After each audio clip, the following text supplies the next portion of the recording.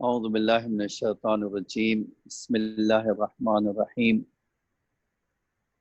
الحمد للہ الذی کفا وسلام علی عبادہ الذین اصطفى محمد وآلہ الطاہرین لا سیما الامام المبین بقیت اللہ فی الارضین الحجۃ الثانی عشر الامام المہدی المنتظر صلوات اللہ وسلامہ علیہ۔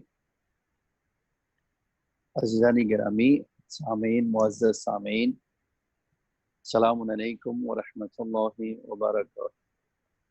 ہم ایک پروگرام لے کر آئے ہیں آپ کے لیے، اور اس پروگرام میں ہم قرآن کے واقعات یا قرآنی قصص یا قرآنی داستانیں وہ بھی اس اعتبار سے پیش کریں گے، قرآن میں پہلے سورے میں کون سی آئی، دوسرے سورے میں کون سی آئی، اس حساب سے شروع کریں گے۔ اور آج جو آپ کے سامنے پیش کرنا چاہتے ہیں وہ حضرت آدم علیہ السلام کے بارے میں ہے۔ آپ اس داستان پیش کرنے سے پہلے اس بات کا خیال رکھنا ضروری ہے، یا یہ بات آپ کے لیے عرض کر دینا ضروری ہے کہ ہم جب کہتے ہیں قرآنی واقعات یا قرآنی قصص، تو یہ بالکل ڈفرینس ہے، بالکل الگ ہے اس داستان اسٹوری سے جو دنیا میں بنائی جاتی ہے، دنیا میں لکھا جاتا ہے، اس سے بالکل الگ ہے۔ کیوں؟ اس لیے کہ وہ کہانی عام طور سے جھوٹ پر مبنی ہوتی ہے، اور عام طور سے اس میں فکشن ڈالے جاتے ہیں اور تصوراتی چیزیں اس میں پیش کی جاتی ہے۔ لیکن جب ہم یہ بات کرتے ہیں کہ قرآنی قصص، تو بیان کرنے والا خدا ہے، اور اللہ خود کہتا ہے کہ اس کتاب میں، ہماری کتاب میں سوائے حق کے کوئی اور چیز نہیں ہوگی، اس کا ذکر نہیں آئے گا، صرف حق اور حق بات پیش کی جائے گی۔ اور یہ بھی یاد رکھے کہ قرآن خود کہتا ہے کہ جب ہمارے واقعات، قصص، ہماری اسٹوری پڑھو، داستان پڑھو، تو اس بات کا دھیان رکھتے ہوئے پڑھو، اس بات کو سوچ کر پڑھو، بلکہ آپ اس اینگل کو اپنے ذہن نشین کر کے پڑھو۔ یہ تمہاری تربیت کے لیے، تمہارے اخلاق کے لیے، تمہارے نفس کو پاکیزہ بنانے کے لیے، تمہارے لیے عبرت حاصل کرنے کے لیے ہے۔ تو قرآنی قصے ہر دنیا کی قصے سے الگ ہیں۔ اس قرآنی قصص میں جو حقائق بیان کیے جاتے ہیں وہ ہمیشہ انسان کے لیے کام آنے والے ہیں۔ اگر ان پہ انسان غور کرے تو اس میں بہت سارے نکات پوشیدہ ہوتے ہیں جو انسان کی زندگی میں انسان کو کام آتا ہے۔ اسی طرح جب قرآنی قصص میں آپ دیکھیں گے، غور کریں گے، تو ہر وہ چیز جو قصے کے لیے ضروری ہے وہ عنصر بھی پایا جاتا ہے، لیکن مقصد وہ عنصر نہیں ہے۔ مقصد یہ ہے کہ اس کے پیچھے جو پیغام ہے وہ اسٹوری سن کر انسان اس پیغام کو اپنے وجود میں شامل کر لے، اپنی زندگی میں شامل کر کے اسے اسی کے مطابق عمل کرے۔ یہ اتنا سا مقدمہ میں نے آج آپ کے لیے ذکر کیا ہے، اور اب یہاں سے پہلا واقعہ یا پہلی داستان، پہلا قصہ جو قرآن نے بیان کیا ہے وہ جناب آدم اور حوا علیہ السلام کے بارے میں۔ آپ 7 سوروں میں اس کا ذکر ہے۔ قرآن کی شروع ہوتا ہے سورہ بقرہ کی آیت نمبر 30 سے لے کر شروع ہوتا ہے، اور ختم ہوگی جو ہے آخری سورہ یاسین میں بھی ذکر آیا ہے۔ تو میں خالی ایک ہیڈنگ آتا ہوں، پھر اس کے اوپر جو ہے بات کرتے ہیں۔ پہلا موضوع جو اللہ تعالیٰ نے اس جناب آدم کے واقعے میں پیش کیا ہے، وہ اس عنوان سے پیش کیا ہے کہ آدم اللہ کے خلیفہ، اللہ کے جانشین، اللہ کے ریپرزینٹیٹیو ہیں، اور اللہ ان کو پیدا کرنے کا مقصد بھی بتاتا ہے۔ یہ جملہ کہے کہ میں ایک چھپا ہوا خزانہ تھا، میں نے چاہا کہ میں پہچانا جاؤں، اس لیے میں نے مخلوقات کو پیدا کیا۔ اب یہی جو ہے، دیکھیے آپ کہیں گے اس کے پہلے بھی تو ملائکہ تھے، اس کے پہلے بھی تو مخلوق تھی، تو کیا وہ پہچانتی نہیں تھی؟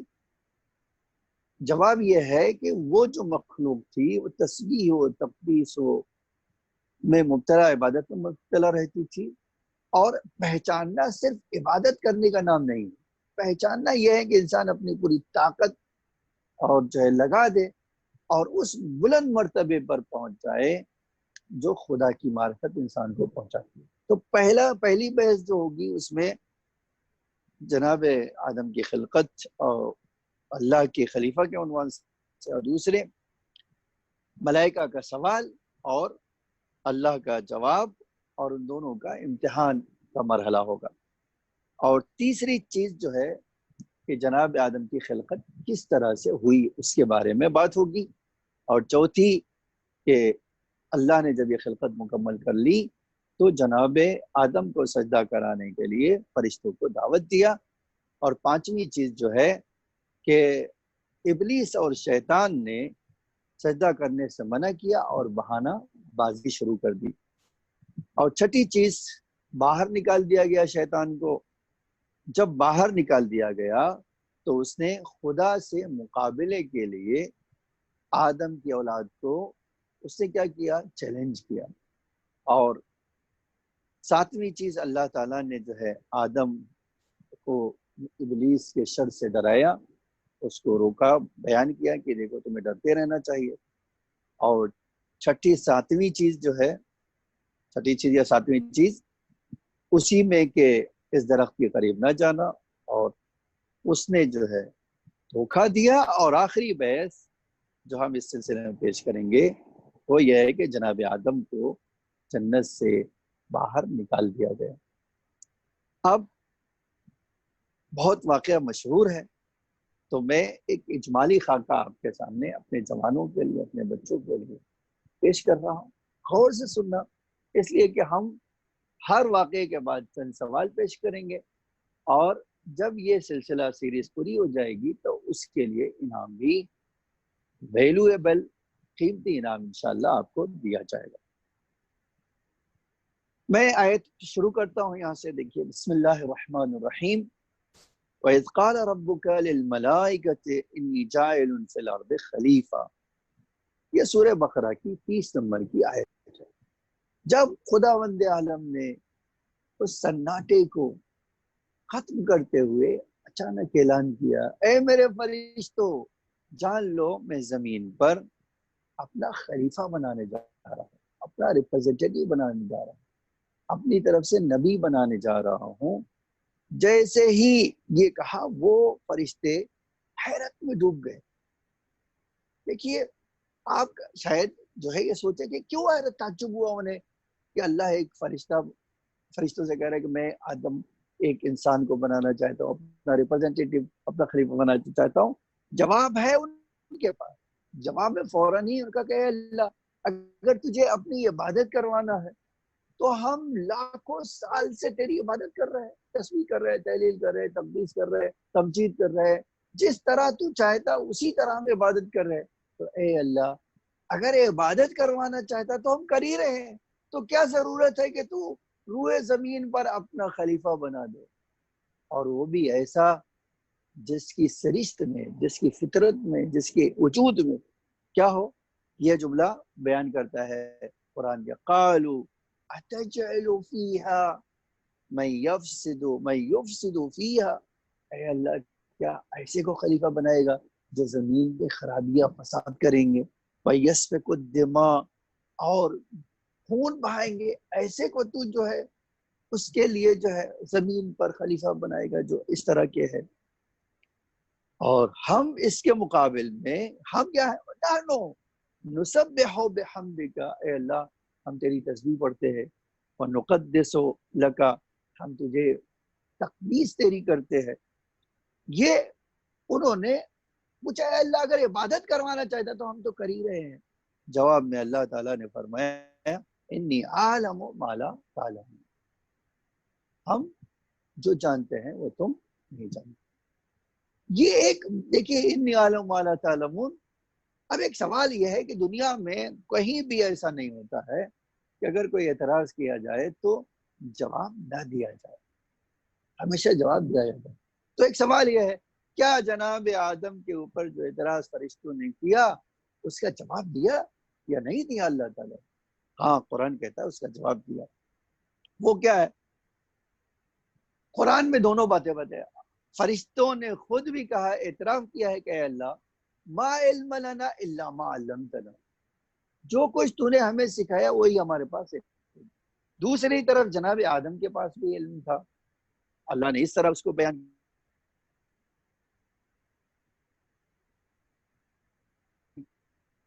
کلہا.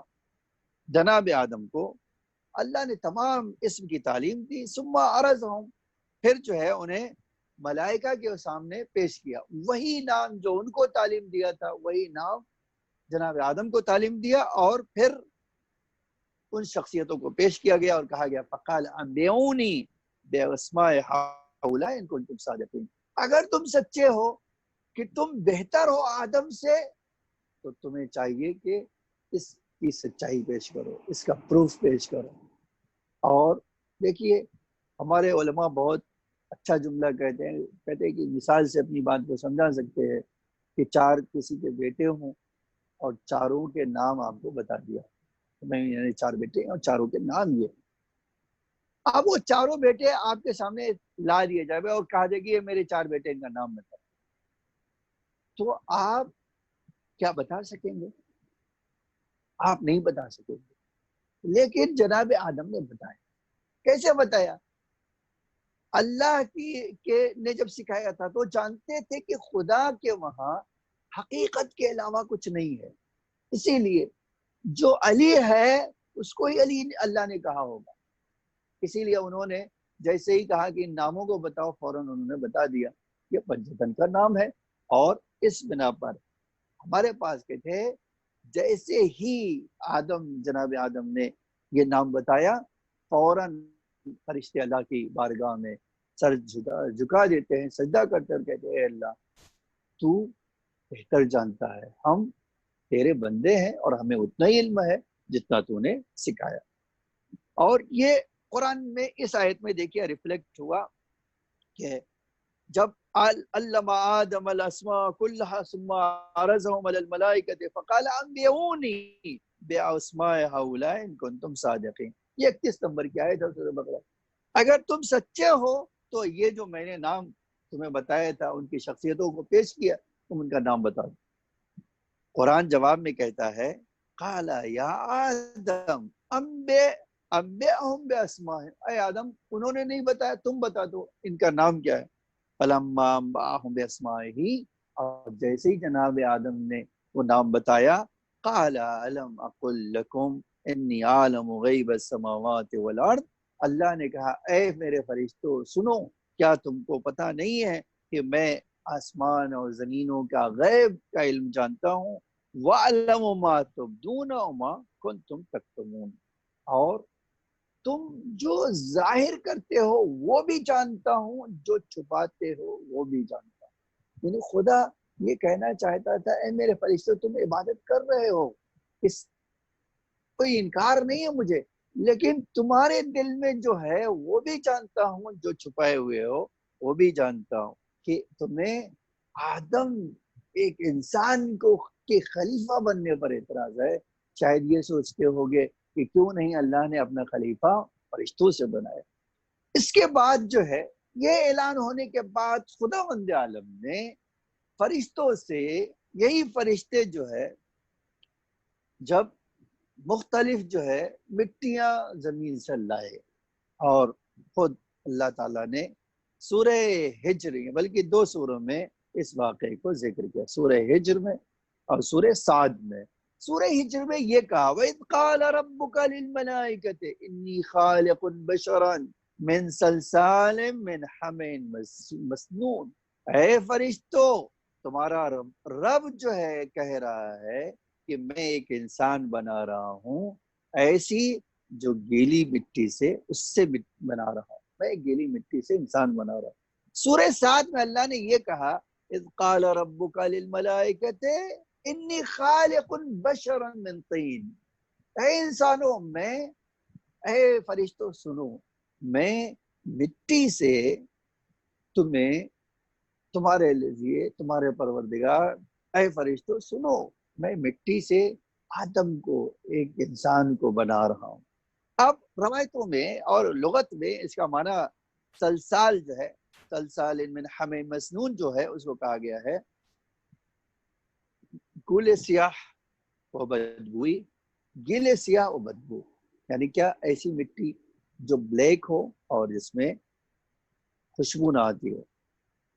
اور ایک معنی ہمیں مسنون کا کیا گیا ہے خوشبو اور اچھی مٹی۔ اس کا مطلب کیا ہے؟ کہتے ہیں اس کا مطلب ایک انسان کی خلقت کا ایک حصہ کیا ہے؟ خوبصورت مٹی بھی ہے، اچھی مٹی بھی ہے، اور ایک مرحلہ خلقت کا انسان کے کیا ہے؟ اس میں ایسی مٹی بھی ہے جو بلیک ہے اور کالا پن ہے، سیاہ ہے، اور اس میں خوشبو بھی نہیں پائی جاتی۔ یہ جو ہے دونوں آیتوں کو جب جمع کریں گے تو آپ ایک تصور کر سکتے ہیں کہ انسان اللہ نے بنایا جس کی خصوصیت کیا ہے کہ خمیر، مٹی کے خمیر سے بنایا، اور اس کو جو ہے عظمت اللہ نے بخشی ہے، کس سے؟ ایسی صفات سے، ایسی اچھائیوں سے جو کسی اور کے اندر پائی نہیں جاتی۔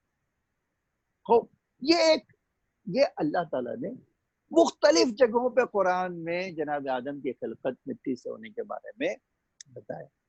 اب یہ مٹی سے پتلا تیار ہو گیا۔ کبھی آپ سوچئے مسجد ملائکہ میں ایک اسٹیچو بنا ہو، اور کتنے سال تک اسٹیچو بنایا گیا، سوکھنے کے لیے رکھا گیا، اس کے اعضاء درست کیے گئے، سب فرشتے حیرت سے دیکھتے تھے۔ ہمارے پاس تاریخ میں ہے کہ بڑے غور سے اور جو ہے تعجب حیرت سے دیکھتے تھے کہ اللہ بنا کیا رکھا ہے۔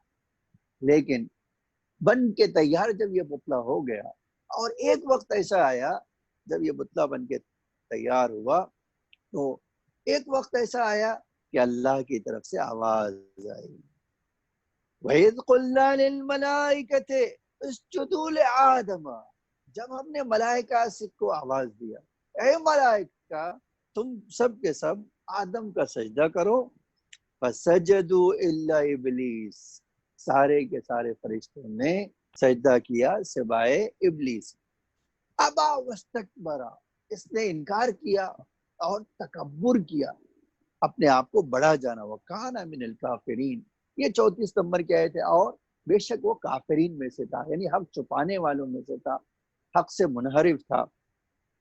یہ سورہ، اس کے بعد اسی طرح کی دوسری آیت میں اس طرح آیا ثُمَّ قُلْنَا لِلْمَلَائِكَةِ اسْجُدُوا لِآدَمَ، پھر ہم نے ملائکہ سے کہا کہ آدم کو سجدہ کرو، فَسَجَدُوا إِلَّا إِبْلِيسَ، انہوں نے سجدہ کیا سوائے ابلیس کے، اور ابلیس لم یکن من الساجدین، یہ سورہ اعراف کی 11ویں آیت ہے، کہ وہ سجدہ کرنے والوں میں سے تھا ہی نہیں۔ ایک اور آیت میں سورہ سیسرا کی 61 میں اس طرح آیا اذ قلنا للملائکۃ اسجدوا لآدم فسجدوا الا ابلیس، ہم نے جب ملائکہ سے کہا سجدہ کرو، سب نے سجدہ کیا سوائے ابلیس کے۔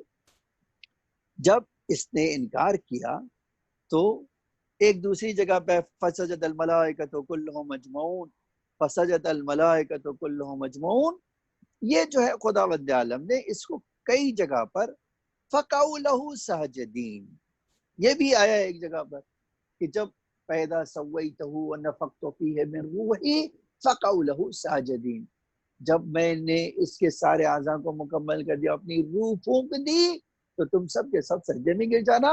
اور اس کے جواب میں اللہ نے کہا کہ تمام فرشتے سجدے میں گر گئے۔ یہ اللہ نے یہ بتا دیا کہ جو مخلوق میں پیدا کر رہا ہوں وہ اتنی عظمت والی ہے کہ ساری مخلوق اس کا سجدہ کرے گی، وہ میرا سجدہ کرے گی۔ دیکھیے اسی سے انسان کی عظمت کا پتہ چلتا ہے کہ خداوند عالم نے ساری مخلوقات کو آدم کا سجدہ کروایا اور آدم سے کہا کہ میرا سجدہ کرو، میری عبادت کرو۔ اب قرآن ہمیں کہتا ہے کہ جب ابلیس سے سجدہ نہیں کیا تو کئی طرح کا سوال قرآن میں الگ الگ آیتوں میں، سوال ایک ہی ہے، جواب شیطان کا کئی طرح کا یہ کئی آیتوں میں بتایا۔ مثال کے طور پر آپ دیکھیے یہ کہ 3 بار یہ سورہ اعراف میں آیا، قال ما منعک اللہ تسجد اذ امرتک، کیا چیز نے تجھے روک دیا جب میں حکم دے رہا ہوں سجدہ کرنے سے، تو تجھے کس چیز نے سجدہ کرنے سے روک دیا؟ پھر اسی کو آپ ایک اور جگہ اللہ فرماتا ہے قال الم اکن لاسجد لبشر، اس سے جواب میں کہا لم اکن لاسجد لبشر، میں کسی انسان کا سجدہ کرنے والا نہیں ہوں، خلقتہ من صلصال من حمأ مسنون، جس کو تو نے سیاہ مٹی اور جس میں خوشبو نہیں پائی جاتی اس مٹی سے تو نے پیدا کیا، میں اس کا سجدہ کرنے والا نہیں۔ یہ اس نے سورہ ہجر کی 33 نمبر میں کہا۔ پھر ایک دوسری آیت میں اس طرح اللہ تعالیٰ نے سورہ سعد میں کی آیت ہے یہ 75 نمبر کی، جس میں اللہ کہہ رہا ہے قال یا ابلیس ما منعک ان تسجد لما خلقت بیدی، اے ابلیس تجھے کس چیز نے روک دیا اس کا سجدہ کرنے سے جس کو میں نے اپنے ہاتھوں سے بنایا تھا؟ استکبرتا، کیا تو نے تکبر کیا میرے حکم کے سامنے، میرا حکم ماننے سے انکار کر دیا، تو نے اپنے آپ کو بڑا سمجھا؟ ام کنت من العالین، یا تو ان لوگوں میں سے تھا جن کو سجدہ کرنے سے معاف رکھا گیا؟ اس کا مطلب یہ ہے کہ ایسی مخلوق میں تھی جن کو سجدہ کرنے کا حکم نہیں تھا۔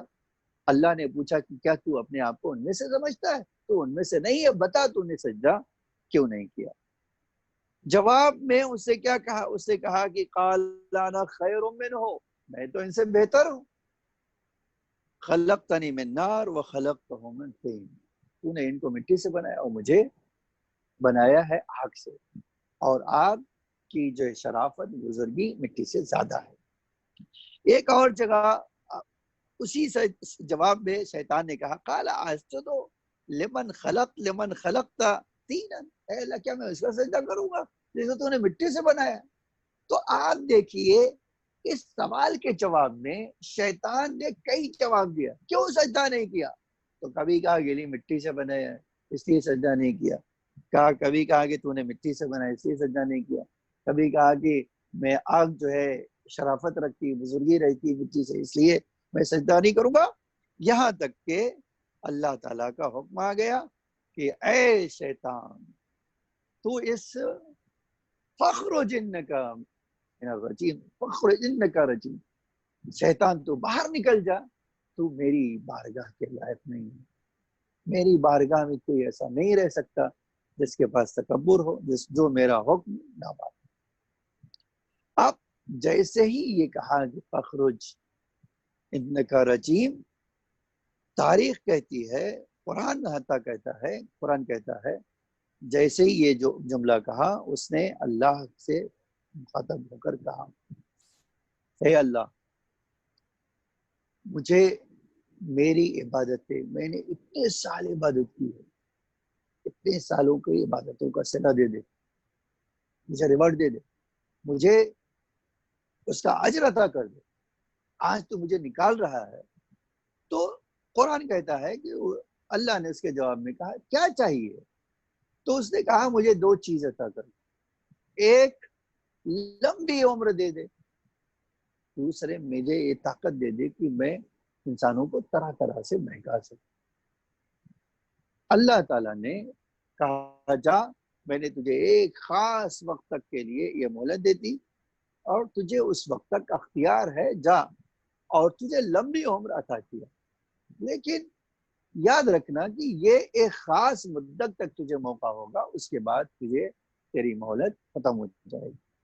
اس کے بعد اللہ تعالیٰ نے جناب ابراہیم، جناب آدم کو اور جناب حوا کو مخاطب کر کے کہا اور یہ جملہ کہا کہ جان لو یہ جنت میں رہو، جو چیز کھانا چاہو کھاؤ، تمہارے لیے اختیار ہے، بس اس طرف یہ قریب نہ جاؤ۔ قرآن کہتا ہے فوسوس لہم الشیطان، شیطان نے ان دونوں کو وسوسہ کیا، اور اس میں طرح طرح کی تاریخیں پائی جاتی ہے۔ میں اس کو مختصر کر دیتا ہوں کہ شیطان نے جناب آدم اور جناب حوا سے کہا اور اس طرف، کہا نہیں ہمیں اللہ نے منع کیا ہے۔ تو حدیث کا ایک جملہ میں نے دیکھا، اب دیکھیے جناب آدم، پیغمبر اکرم صلی اللہ علیہ وسلم فرماتے ہیں کہ جناب آدم نہیں چاہ رہے تھے، جناب حوا بھی اس کی طرف جانا نہیں چاہتی تھی، اور کہا تھا کہ اللہ نے ہمیں اسے روکا ہے۔ لیکن پیغمبر کی جو حدیث ہے، ہمیشہ جناب آدم کی موت کا وقت ان کے سامنے ان کو معلوم تھا، اور ان کی خواہشات پیچھے تھی۔ جب اور اس واقعے کے بعد ان کی خواہشات آگے ہو گئی اور ان کی مدت زندگی کی جو ہے پیچھے چلی گئی۔ اس کا مطلب کیا ہے؟ اس کا مطلب یہ ہے کہ جب انسان کے لیے موت کا وقت دکھائی دے رہا ہو، تو اس نے، شیطان نے کیا کیا؟ قسم کھا کر کہا اے آدم، یہ جو آپ موت دیکھ رہے ہو نا، اس موت سے میں آپ کو نجات دے سکتا ہوں، اور میں اللہ کی قسم کھا کر رہا ہوں، میں جھوٹ نہیں بول رہا۔ جب اس نے قسم کھائی کہ میں اللہ کی قسم کھا رہا ہوں، جھوٹ نہیں بول رہا ہوں، اور نہ ہی اللہ نے آپ کو اس درخت کے قریب جانے یا کھانے سے منع کیا ہے، اللہ نے تو آپ کو اس کے جو آپ کو منع کیا ہے وہ کچھ اور ہے، آپ کچھ اور سمجھ رہے ہیں۔ اور اس طرح قسم دے کر جب ان کو کہا، تو وہ جناب آدم اور جناب حوا اس کے پاس گئے اور اس درخت کے پاس گئے، اور جیسے ہی گئے، قرآن کہتا ہے کہ ہم نے آواز دیا اور یہ کہا کہ ہم نے نہیں کہا تھا کہ اس درخت کے قریب نہیں جانا، اب گئے تو نتیجہ تمہارا لباس اتار لیا گیا ہے۔ اور اب جیسے ہی جناب آدم اور جناب حوا کا لباس اتر گیا، انہوں نے خدا کی طرف توجہ کیا۔ تو جب توجہ کیا اور کہا اے اللہ ہم کو دھوکہ دیا گیا ہے، تو اللہ تعالیٰ نے فرمایا ٹھیک ہے، اب جب تم کو دھوکہ دیا گیا، تم نے یہ کام کر لیا ہے، تو اب یہاں سے قُلْنَا اهْبِطُوا مِنْهَا جَمِيعًا، ہم نے حکم دیا کہ اب تم سب کے سب جنت سے نیچے چلے جاؤ۔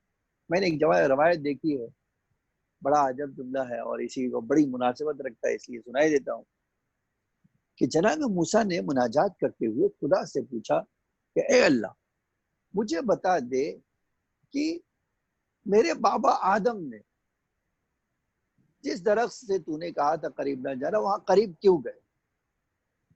تو اللہ تعالیٰ نے کہا کہ موسیٰ وہ تمہارے باپ ہیں، تم خود ہی پوچھ لو۔ کہ اللہ میں کہاں اور میرے بابا کہاں؟ کہا موسیٰ یہ کام میں کر دیتا۔ تو بڑا جو ہے یہ جواب بھی ہے، جو آج اعتراض ہوتا ہے وہ اس کا جواب بھی ہے۔ جناب آدم کو اللہ نے زندہ کیا اور جناب موسیٰ کے درمیان، ان کے درمیان جو پردہ تھا ہٹا دیا۔ جب پردہ ہٹا تو جناب موسیٰ نے پوچھا، اپنے بابا آدم کو دیکھا اور پوچھا کہ بابا آدم آپ نے کیوں کیا؟ جنت تو بہترین جگہ تھی، آپ وہاں رہتے، اس درخت کے نزدیک نہ جاتے، اور آج ہم اس مصیبت میں گرفتار نہ ہوتے۔ تو جناب آدم نے پلٹ کر ان کو جواب دیا، کہا کہ اے موسیٰ، آج جو تم پوچھنے کے لائق ہوئے ہو، اگر میں جنت سے باہر نہ آتا تو تم اس دنیا میں آتے ہی نہیں کہ سوال کر سکتے۔ تو یہ اللہ کی حکمت تھی کہ مجھے جنت میں رکھا، اور پھر اس جو ہے حکمت کے تحت اور یہ ارشادی احکام ترک اولا کی بنا پر مجھے بھیجا تاکہ دنیا کو آباد کیا جا سکے۔ یہ حدیث میں، تاریخ میں ہمارے پاس ملتا ہے۔ جب اللہ نے جناب آدم کو نیچے زمین پر بھیجا اور یہ کہا کہ جاؤ نیچے، اور اسی کے ساتھ یہ بھی کہا قَالَ فَاهْبِطْ مِنْهَا فَمَا يَكُونُ لَكَ أَن تَتَكَبَّرَ فِيهَا، جاؤ یہاں سے، یہ جنت اس جگہ کا نام نہیں ہے جہاں تم تکبر کرو، یہاں کوئی جگہ تکبر کی نہیں ہے۔ قَالَ فَانْظِرْنِي إِلَىٰ يَوْمِ يُبْعَثُونَ، سورہ اعراف میں آیا 14 نمبر کی آیت میں اللہ نے کہا جا اب اے شیطان تو بھی جا، وہ بھی جائیں، ایسی زمین پہ جا، اور تجھے یوم یبعثون، ایک خاص دن تک مجھے موقع دیا ہے۔ اسی کو اب جیسے ہی یہ موقع دیا ہے، اس نے چیلنج اللہ کو کیا، اور یہ جملہ کا قال قال ارأيتك هذا الذي كرمت علی، اے اللہ میں تجھے بتاؤں گا، دکھاؤں گا جس کو تو نے مجھ پر فضیلت اور عزت اور شرف اور کمال دیا ہے، میں تجھے دکھاؤں گا، لئن اخرتنی الی یوم القیامہ، کہ اگر مجھے قیامت تک تو نے موقع دیا تو میں دکھاؤں گا،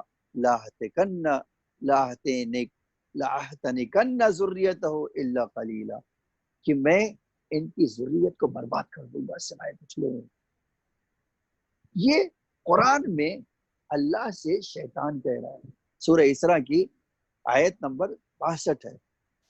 اور سورہ ہجر میں اسی بات کو ایک اور طریقے سے کہا، قال ربی بما اغویتنی لأزینن لهم فی الارض، اے اللہ ربی بما اغویتنی، اے اللہ میں اس آدم کی اولاد کو جو میں نے دھوکہ کھایا ہے، میں زمین پر جا کر آدم کی ذریت کے لیے سجا دوں گا، زمین کو سجا دوں گا، ان کو بہکا دوں گا، وَلَأَغْوِيَنَّهُمْ أَجْمَعِينَ، اور سارے انسانوں کو گمراہ کر دوں گا۔ یہ اللہ تعالیٰ نے ایک ہی جملہ پلٹ کے فرمایا، یا قلنا انہا رغدن حیث شئتما ولا تقربا هذه الشجرة فتكونا من الظالمین۔ وہ آگے کی آیت ایک دوسری آیت میں اس طرح آیا، یا آدم اسکن وانت زوجک الجنہ فکلا من حیث شئتما ولا تقربا هذه الشجرة فتكونا من الظالمین۔ لیکن آگے فقلنا یا آدم، مجھے جو کہنا تھا، اللہ تعالیٰ نے جب جنت سے نکالا تو یہ جملہ کہا، یا آدم ان هذا عدو لک ولزوجک، اے آدم یہ تمہارا اور تمہاری بیوی کا دشمن، یاد رکھنا یہ کبھی تمہارا دوست نہیں بن سکتا، جنت میں بھی تمہارا دوست نہیں تھا، دنیا میں بھی جا رہے ہو تمہارا دوست نہیں ہے۔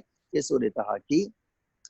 اب اس پہ نہیں جانا چاہتا ہوں، ہمارا عقیدہ ہے کہ انبیاء معصوم ہوتے ہیں اور ان کو جو ہے کوئی غلطی ایسی نہیں کر سکتے جو خدا کے حکم کی مخالفت ہو، اس لیے جنت میں ہمارے علماء کہہ رہے ہیں جنت میں رکھنا، اس کا مطلب ہے کہ اللہ نے یہ جو حکم ارشادی دیا تھا، ارشادی کا مطلب کیا ہے؟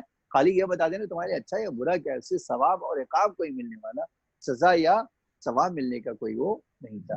شاید اس کی ایک حکمت یہ تھی کہ اگر اللہ ڈائریکٹلی جناب آدم کو اس دنیا میں بھیج دیتا اور تکلیف اٹھاتے تو کہتے تھے اے اللہ مجھے اس طرح کی زمین میں بھیج دیا جہاں تکلیف ہی تکلیف ہے، اللہ یہ جو ہے میں تکلیف دوں یہ شاید گوارا نہیں کرنا چاہتا تھا، اس لیے وہاں رکھا، اور پھر خود ہی کہہ دیا اے آدم تم نے یہ خود جگہ کا، میں نے تو یہاں رکھا تھا، تم نے اپنی چوائس سے کیا کیا ہے، وہاں اپنے آپ کو دنیا میں پہنچا دیا ہے جو مشکل دنیا ہے۔ اس کے بعد ایک جملہ اور آپ اندازہ کر لیں، بات ختم کر رہا ہوں میں، جب آدم آ گئے دنیا میں تو اللہ کہتا ہے، ہمارے پاس روایتوں میں ہے کہ 100 سال یا 200 سال تک گریہ کیا، اور جبریل آئے اور جناب آدم کو کچھ سکھایا، جو سکھایا قرآن ہے، فَتَلَقَّىٰ آدَمُ مِن رَبِّهِ، اللہ تعالیٰ نے کچھ کلمات سکھائے، فَتَابَ عَلَيْهِ، اور انہیں انہی کلمات کو سیکھ کر توبہ کیا، وَإِنَّهُ هُوَ التَّوَّابُ الرَّحِيمُ، اور خداوند عالم نے ان کی توبہ قبول کر لی۔ اب اسی سے آپ بہترین دلیل یہ ہے کہ ان کی توبہ قبول ہو گئی، جنت سے آئے تھے واپس جنت میں پہنچ گئے۔ اور یہ جو چیز ہے، جناب آدم علیہ السلام آ گئے۔ اب ایک بات کہہ کے بات ختم کرنا چاہتا ہوں کہ آپ اور میرے لیے جناب آدم آ گئے، پھر ہمارے پاس ایک جملہ کہہ دیں کہ ایک روایت سنا دوں اور اسی پہ بات ختم کرنا چاہتا ہوں۔ یہ بہت مشہور بات ہے لیکن حدیثوں میں ہمارے اس کے برخلاف ہے کہ جناب آدم اور حوا کو، جناب آدم سراندیپ پہ اتارے گئے سری لنکا میں، اور جناب حوا کو جدہ میں اتارا گیا، سعودی عرب کے سٹی جدہ میں اتارا گیا، آج بھی ان کی قبر وہاں ہے۔ ملاقات کیسے ہوئی؟ اللہ نے عرفہ میں ان دونوں کی ملاقات کرائی۔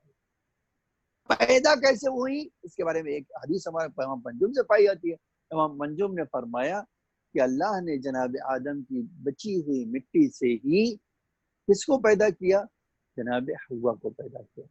اور جب جناب آدم کو روح پھونکی گئی اور دیکھا کہ پہلو میں کوئی بیٹا ہے بعض روایتوں میں یہ بھی ہے، بعض تاریخ میں یہ بھی ہے کہ جناب آدم جب اس دنیا میں آئے اور تو دونوں کو الگ الگ چونکہ اتارا گیا تھا، جناب آدم تنہائی محسوس کر رہے تھے، روتے تھے، تو خداوند عالم نے جناب حوا کو عرفات میں ملایا. جناب آدم سو رہے تھے، انہیں کے بازو میں جا کے جناب حوا بیٹھ گئی، اور جب آنکھ کھلی دیکھا ایک مخلوق بیٹھی ہے تو پوچھا کون ہو؟ کہا میں حوا ہوں. تو اللہ کا ارشاد آیا کہ اے آدم، کیا ان کی محبت اپنے دل میں احساس کر رہے ہو؟ کہا اے خدا. تو کہا ٹھیک ہے، اگر تم احساس کر رہے ہو تو خداوند عالم آج سے تمہارا رشتہ ان سے جوڑ دیتا ہے، شادی کر دیتا ہے، تاکہ تم ان سے انس حاصل کرو اور تنہائی محسوس نہ کرو اور تم دونوں مل کر اللہ کی عبادت کرو. یہ میں نے پہلا واقعہ قرآن کا اتنا طول و تفصیل سے بتایا، اور اب انشاءاللہ چند سوال آپ کی خدمت میں اسی سے پیش کیے جائیں گے. آپ اس کا جواب دیجئے گا. غور سے سنا آپ نے ہوگا انشاءاللہ، اور آئندہ اچھی طرح سے جواب دیجئے گا تاکہ آپ کو زیادہ سے زیادہ نمبر مل سکے اور آپ کو بہترین ہدیہ پیش کیا جا سکے. آخر دعوانا ان الحمدللہ رب العالمین.